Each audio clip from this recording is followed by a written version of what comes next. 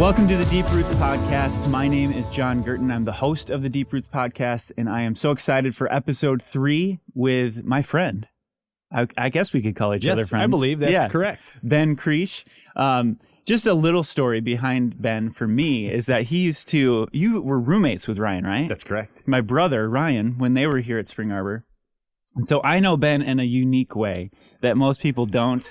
And I've got some stories that I will not be sharing, but that's okay. Probably not for broadcast purposes. When I found out Ben was coming on the show, I was like, we're going to see how this goes. This is going to be fun. But we're excited to have Ben here.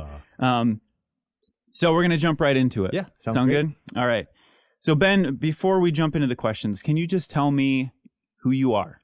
Yeah, in a nutshell. Yeah, so obviously you heard my name's Ben, last name's Kriesch. So graduate of Spring Arbor University, and I've stayed in the Jackson area ever since. So now I'm the principal over at Paragon Academy, father of 4 wonderful girls, and my wife's name is Kristen. So awesome. Yeah. So thanks for the introduction. Yeah, appreciate it. All right, we're going to jump into some questions today, and we're just excited to get to know you more and hear your story and all that kind of stuff. Yeah, I'm glad to share. Great. All right, so we're going to talk about your time at SAU. Focusing on campus life, what was your favorite memory or experience on campus? So I think living on campus was pretty huge for me. So I think I always, growing up at home, just didn't have the opportunity to kind of have that freedom. So it was really nice to be on campus, have, good structures that they had at school, but just also the freedom. I think some of the things that were most notable to me was Porch Fest at Ormston. Just a lot of fun, just kind of a gathering, just out in front of Ormston, just a lot of tradition in that was just a lot of fun. Yeah. And the gathering time, I think, was really important. Did you ever do anything in Porch Fest? So I was more of a behind the scenes kind of helper. Yeah. There was a funny skit where I delivered pizza to the host that was Ben and Adam were hosting that year. So it's just kind of fun. Great. So, and then I did the So Long Farewell, which was kind of the ending as well. So. From The Sound of Music. That's right. Yep. That was always fun. I remember those days too. So how did the academic rigor here at SAU prepare you for your career now in academics, education? Yeah. So, I mean, I really think I didn't really know what liberal arts even meant when I started. So I was like, oh, that's cool. We're a liberal arts school. Yeah. I don't know what that is. Yeah. But I really think that was really important for me. Just because it gave exposure to so many different things. So just having a psychology class was just really helpful. Obviously in education, there is child psychology, those kind of things, but just being introduced to that in undergraduate just helped build a framework around that. I really think just the variety of professors that we had, some were really heavy on end of the assessment was more tied into a paper. Some was more of you would create an assessment if you were in the educational or a unit. You would have multiple choice, so you had to learn to memorize a lot of things. So just a lot of variety with that. So I think that was helpful. In addition to that, I would say the books that we had to read. So being introduced to just great thinkers was really helpful as well, especially when I got into a master's as well. Yeah, that's awesome. Yeah. Great. Were you involved in any clubs or organizations, and how did they shape your college experience? Yeah, so I think kind of with the first one, campus life, I loved campus life, and I really embraced it. So I think, so a couple things that I did was intramural director. So that was a lot of fun to do that. I was a resident assistant. I don't remember what it was called when you helped Core 100. Was it a PA? PA. Yeah. I knew there was some acronym. I couldn't remember. Yeah. But yeah, it was PA. So I was able to do those things. And then just weekend activities. So I lived at that time, my parents lived in Kentucky, so I couldn't go home on the weekend. Yeah. So I loved just some of the silly things that we would do. Lip sync battles. We would do karaoke night. Just kind of low cost, low tech kind of things, but it was just fun to be together and kind of build that community. So that's, the extracurricular activities was just a blast. Now, being an Ormston guy, did you ever go chipping? Oh, yes. Yeah. Absolutely. That was so fun. I didn't realize, it's funny, in college, you don't think things would be a problem. Yeah. That probably inherently are a problem to anyone else. You're like, why would you just go inside of a gate that's clearly saying don't come in and take chips? It seemed like they were just dumpster. Out of a dumpster. Yeah. They were being thrown away. Yeah. And Yeah, I remember when they started slashing those bags, so you couldn't take them any longer. Yeah, and they did it at the Hostess factory too. That was another place you could go and get free food out of the dumpster, but they started cutting it. Yeah. So speaking of core, there was a core class that went chipping with their core instructor. Oh, that was not me. No, it wasn't. Just to clarify. No, it wasn't. But the police pulled them over. And they were like, we got a call you were trespassing. And they were like, what were you doing? And they opened their trunk and it was just filled with bags of chips. And I guess the police looked at them and they were like, that's a really good idea. Yeah. But don't ever do that again. Yeah, don't do it. Which made no sense to a college student. Like, why would I not take food that's being thrown away? It's free. Yeah. Yep.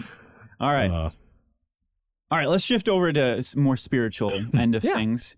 How did you grow deep roots during your time at SAU? If you don't know, our new brand promise is Grow Deep Roots. Yeah. This podcast is called Deep Roots. Yeah. We're really kind of hammering in on this thing. So in the question, how did you grow deep roots here at Spring Arbor? Yeah. So I think the biggest thing with that, and I think that's great. I love that slogan.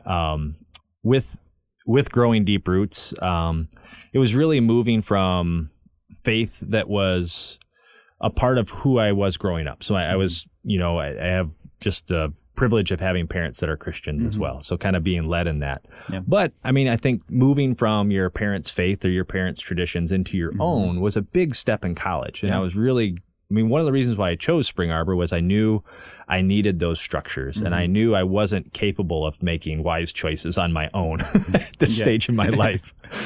Now I am, I think so. Oh, good. Yeah, I've matured. Yeah. But that was really important. So I think just beginning to make that my own personal relationship with Christ. I mean, I would say I was a Christian before I came, but kind of having the opportunity to go to Bible studies, having the opportunity to have deep conversations, late at night with friends in the dorm rooms. Spiritual life retreat was awesome. Ron Capico had so many resources for us. So if you had a thought, he'd be like, "I've got a complete source for that." Yeah, and he'd be like, "And here's a copy, and here's a copy." You're just like, "Oh my goodness, I can't learn all that." Yeah, but it was just really good. And I can't remember what the Bible study he led was called when I was here, but it was just really good that he would go through either a topical study or through maybe a person in the Bible, and he'd walk through those things. It's just really helpful for different ways to study. I remember Dr. Bob Bailey, who was the Old Testament professor for me. He went through just a lot of different ways to study the Bible too. So highlighting geography, highlighting names, highlighting truths. And I just think all those things are really important for me to begin to explore and know the Bible and know Christ even at a deeper level. Yeah, I really resonate with that myself. Being a PK, a pastor's kid, I thought I had it all figured out. Like everyone was like, don't take Chuck White's J-term class of Gospels and Acts. And I took it and I was like, this is the easiest class in the world. I know the Bible like the back of my hand. But then once you start to like peel back the layers a little bit of like, oh, I don't know if I agree with some of the things maybe my parents taught me, or like I'm growing in my own way. And you really make your faith your own. Yeah. And college is that opportunity. It is. And how fortunate we are to have done that in an environment where people are here to help us. Yeah. Yeah, go ahead. So I was going to say that kind of reminded me of the core program. I thought was really helpful for that too, in terms of kind of walking you through different aspects of how faith is intertwined in everything. Yeah. Because I think in being in a public school, and I think so unintentionally, we separate church from state in so many different ways. Yeah. But I think Spring Arbor does a really good job of articulating and offering opportunities for you to walk through how that can be woven throughout everything that you do. So I thought that was really, really, really important for me. Yeah, definitely. Were there any faculty or staff members who had a significant impact on you growing deep roots in Christ? Yeah, absolutely. So I think the backstory of that is I came to Spring Arbor with an academic scholarship. Oh, and by about 3/4 of the way, I was on academic probation my freshman year. So I had the opportunity to have some forced friendships with Dan Vanderhill and Damon Steacott. So they were awesome, formative. And like I said, the reason why I came to Spring Arbor was because I knew most of the decisions that I made in life were run through my parents. Yeah. So I knew if I went to anywhere else, I was ready to explore the world. Yeah. So they really helped me, Damon and Dan, just kind of accept the fact that, you know what, I wasn't where I needed to be, but they didn't make me feel bad about that. Yeah. They just saw the strengths that I had. They saw the capabilities I had and really worked with that. And every time I talk about it, I get a little emotional because I'm like, man, those two guys kind of saved my life. Yeah. Like they kind of, like, hey, buddy, like, let's do this. These are the things that you're good at. And they really helped me move from, like, I get a lot of excitement. You can probably already tell I get kind of energetic, but they saw that and kind of moved that into a way that was productive. Which was awesome. The other thing that was kind of important about that was I joined the Air Force Reserves at that time because I couldn't pay for college. So I needed a revenue stream to assist with that. So I joined the Air Force, and they were really supportive of that. And they really helped me kind of walk through some of those things of how to navigate that, because being in the service is a lot different than being at Spring Arbor. And how to keep your faith alive in that as well. So that's awesome. They were incredible. I had a few run-ins with Damon myself, so I understand that. But as you were talking about being on academic probation, it was making me think of my freshman year too, like how pivotal that first semester really is. It is. I had a 750 class, and it was music theory. And I failed that class so bad. Like I think I went to 3 of those classes. I was like, this is ridiculous. I'm not learning this at 7:50 in the morning. But you do need those mentors and advisors who see that. And for me, it was Brian Walrath, where he literally pulled me into his office and was like, you're not doing this anymore. You're going a different way, and that forever changed my life. And it's not every school where, for me, I had a professor call my room and be like, you've missed 2 of my classes. You miss another one, you fail. Come talk to me about it. Like that does not happen at U of M, you know? Just it's pretty huge. It is. It is. There's a lot of others. And I think, so in my coursework, so I was exercise, sports science, elementary education.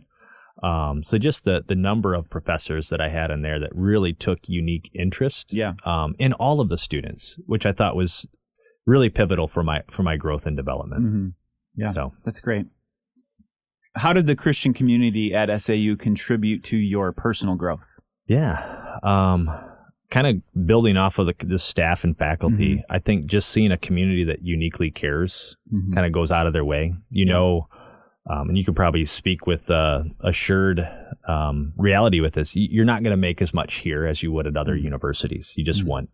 But everybody loved what they did. So professors would have you over. If they saw that you were not doing well, like we shared, they would reach out to you. They would eat lunch with you. So they would come and sit at the table with you and say, how are things going? They'd come to your intramural games, which sounds really silly, but I mean, now that I'm an adult with kids, like I'm like, those are real sacrifices that people were making, and they always did it with joy. We talk about kind of the P loop where you'd kind of walk around, and a lot of the professors were so close to campus that they were, they'd bring cookies to your dorm at night. I don't know. I know that that's not answering the question of specific Christian community, but I think it does talk about just the community that loves the Lord, and they give selflessly. And I think that was amazing. To be at their house was unreal. I didn't think that I would ever hang out with my professor. I mean, that was just such a unique thing. I remember Miriam Sailors. We'd go over to her house, and she lived on a lake over in Concord. And that, like, just as a young man, I was like, this is unreal. I'm at a bonfire with my professor that was like the hardest professor I had. So it's just really cool to be a part of that. I think, to speak to your point, like, we don't make as much where we could somewhere else. And we can't give of our treasure, but we can give of our time.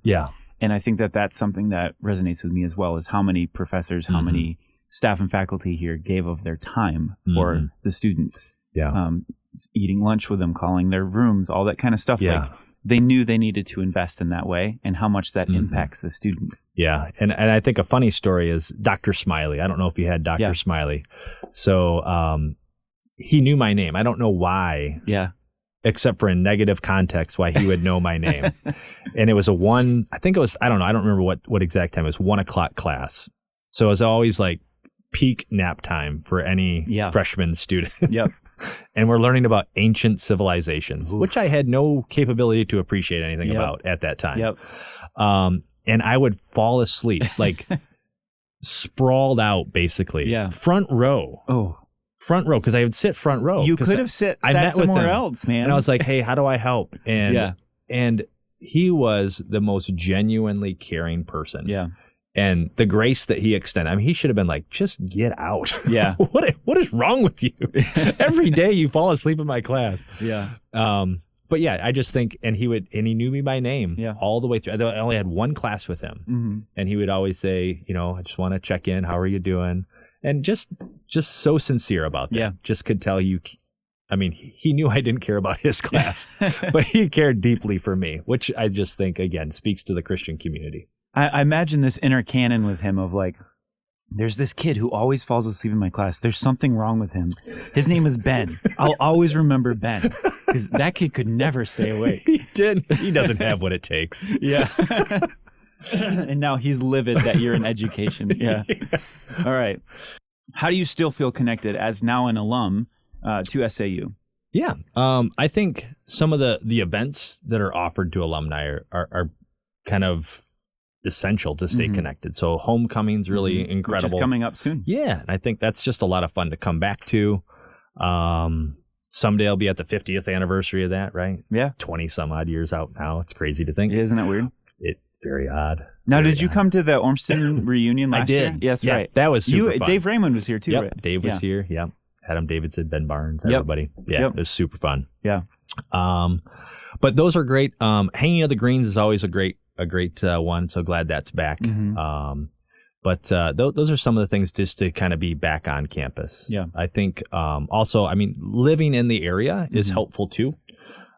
So my wife and I and kids, we attend the Arbor Church. Okay. That's kind of neat to stay connected with that and kind of see the other side of how all those people invested into the student body as well.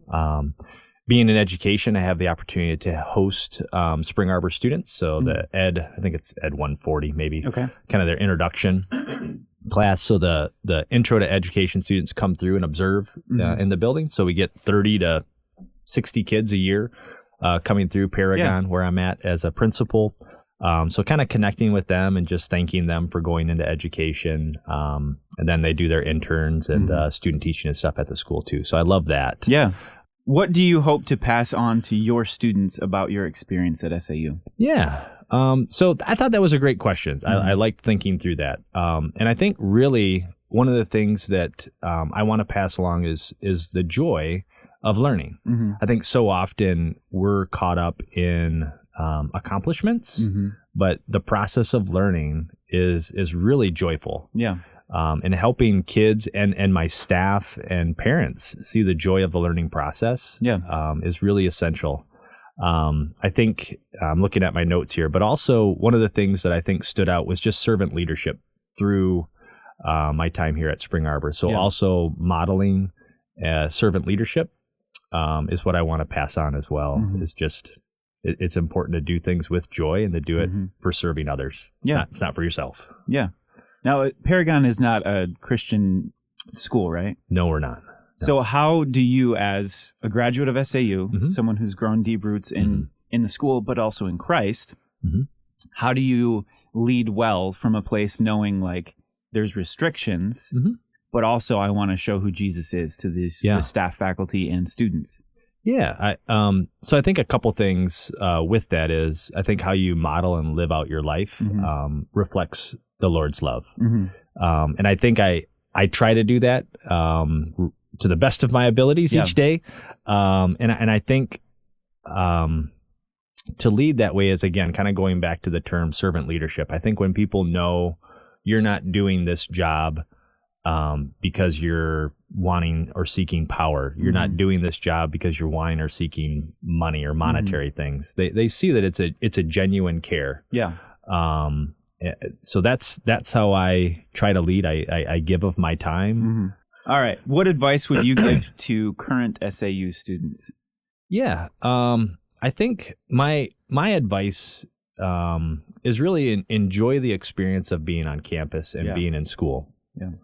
I think when you look at the news, you see students that are getting caught up into world events that is great to know what's going on in the world, but really, and obviously I'm not an expert on this, but I think the purpose of college is for your personal growth. Yeah. You have this magical window of time that's about you. And you need to invest in that. And so just enjoy being at a university that cares for you. Yeah. Take your work seriously, but not too seriously. Right. Build deep friendships. Yeah. Build mentors that are going to be lifelong. And really dig into the Word. I think the Word, being the Bible, to be more explicit, is so relevant to today. And I think also really begin to see people that model Christ well and can lead an example for you to follow for years to come. I'm not sure the best way I'll try to articulate this again, but I think really I learned through my time here is that God is big enough to solve big problems and trust God to do that. Yeah, I think that's probably my biggest advice. Yeah, great. There's a lot of things going on, and I feel like people are very action-oriented to solve all these major justice issues. Yeah. I think if you look through Scripture, God can handle those things. Yeah, that's very valid. Yeah. How did your time at SAU lead you to your current role as a principal at Paragon Academy? Yeah, so I really thought my time at Spring Arbor would lead to being a resident director. Okay. And I would work in some type of campus ministries. I was wrong. Yeah. So I, really it prepared me by, I think, again, the liberal arts just kind of blew my mind in terms of being exposed to so many things. I think having that depth of, maybe depth isn't the right word there, but exposure to all that knowledge.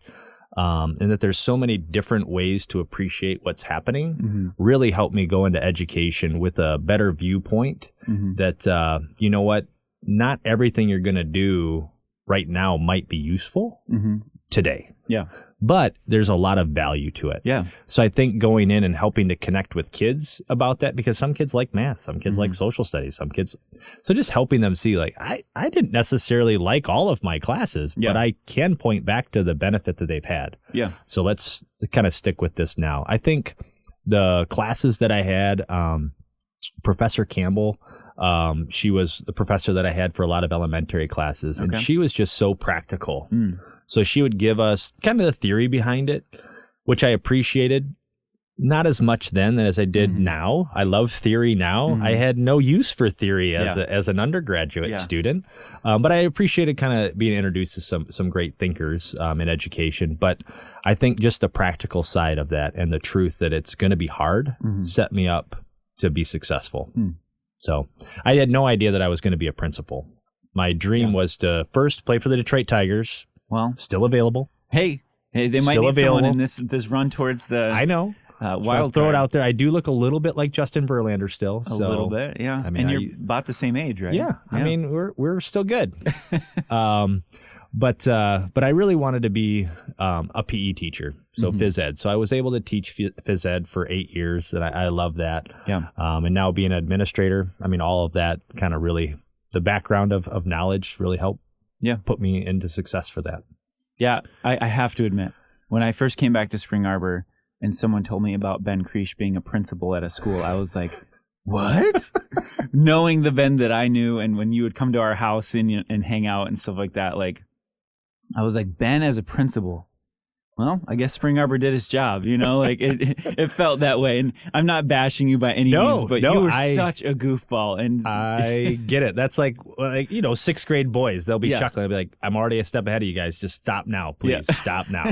Like, what do you mean? I'm like, I know. A lot of on-the-job training in my elementary and high school years. Yeah, yep, for sure. Yeah, you look at those students now and you're like, oh boy, yeah. I shadowed the principal, as I say now, at a young age. Yeah. What were some of the biggest challenges and triumphs you faced during your time at SAU?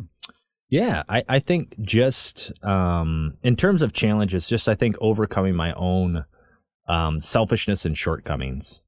So I knew that I had a lot of growth to have to just kind of move through. And I think just having individuals, as I mentioned, kind of Dan and Damon, Robbie Bolton as well, kind of just stepping in and kind of seeing potential and helping me overcome those things was really, really important. So kind of just knowing I'm still incomplete by many ways, but just knowing, I'm really immature. I need help.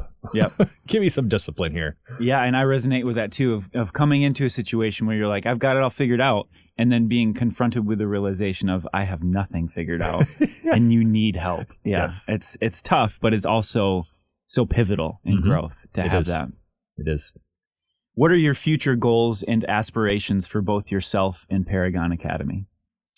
Yeah.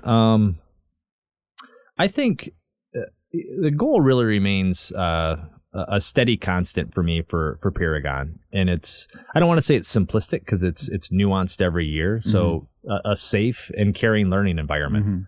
I think in a world that continues to divide and feel like negativity or pointing the finger is more important than unifying and collaborating. So I think that's a real challenge. Kids universally don't have a lot of role models they can point to that are trying to unify things. So I think trying to unify a student body, trying to unify a staff are big challenges every year.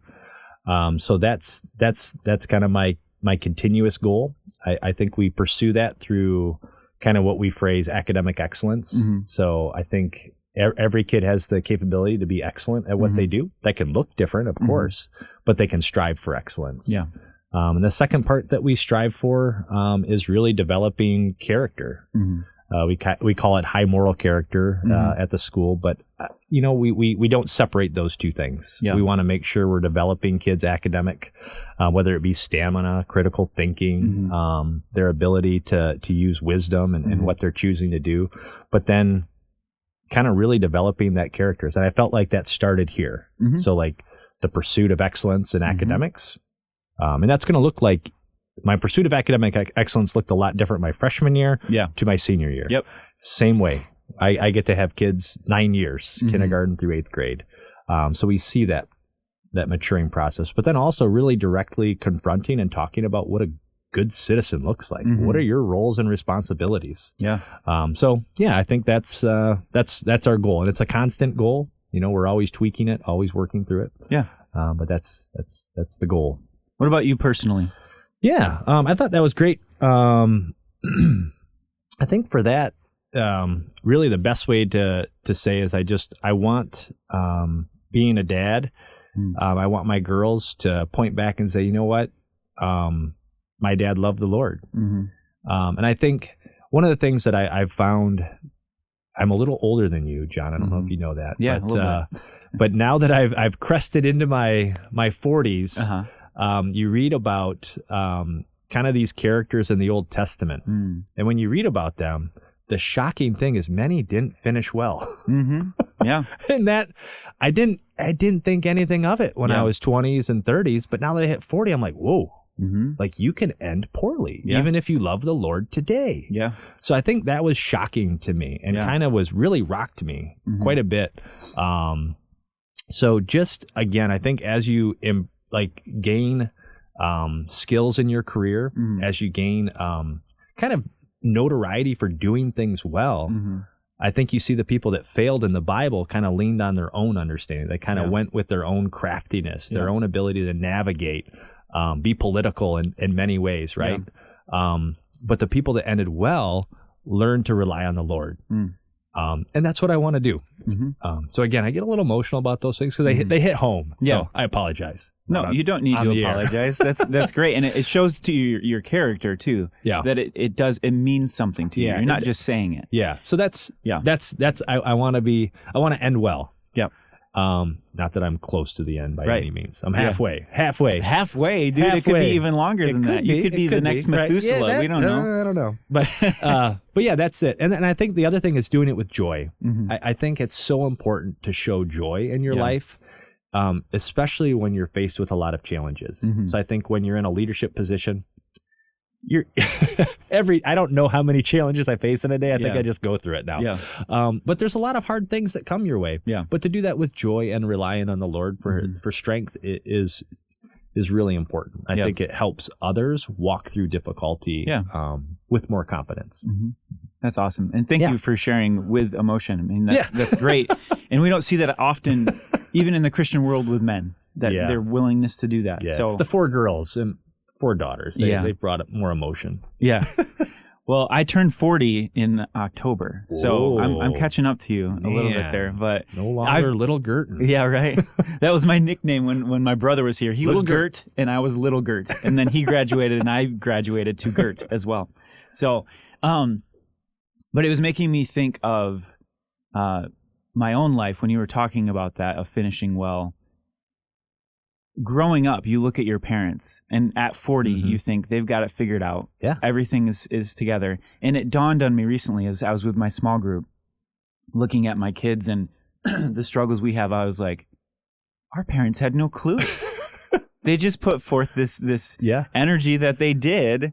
And now that we're in that place, it's like, oh, I'm still learning as a 40-year-old. As you know, as I grow, you don't have it figured out. Yeah. And there is such a need for reliance. And thinking of guys like David and Samson and all these guys in the Old Testament who didn't have it figured out, and then all of a sudden they did because of their own power and strength, and then everything was stripped from them. And how easily that can happen. And we see it in the church world today with these pastors who are falling. We see it in politics. We see it everywhere, where people achieve status or power and then just fail. Yeah. And it says it in Proverbs, pride comes before the fall. That's right. Know? So I totally resonate with that, and I agree with that as well. But so as we wrap up, I always try to end this with just kind of a broad question of, what would you like to say to the SAU community? Is there anything else that you felt like was on your heart or that you'd like to share? Yeah, no, I think just with the theme, Grow Deep Roots, it reminded me of the parable of Jesus telling about the casting of the seeds. Yep. So, and I think when you're looking towards the future, the part of that parable when he explains it to the disciples about the weeds choking out the seed. And I think the 3 things that he talks about there: worry, riches, and wanting things. And I think our culture has that mastered. We've got the trifecta. We're anxious. Yeah. We want money. Yeah. And we want things and status. And I think if you find yourself as a student getting caught up in that, go back to the word, go back to that parable and read it again about the good soil so that you can grow deep roots. So that's really kind of what I wanted to share, kind of to wrap up, was just the importance of that, because I think those 3 things are what's causing so much fracture and difficulty in our current culture: is worry, anxiety, wanting to get rich, and wanting status and things that aren't ours, coveting. So, Well, thank you so much for your time. And thank you to Tom for recording the audio and well done. Letting us use the Spring Arbor studios here for our podcast. And we're so grateful to Ben, and we just hope that you enjoyed this time together.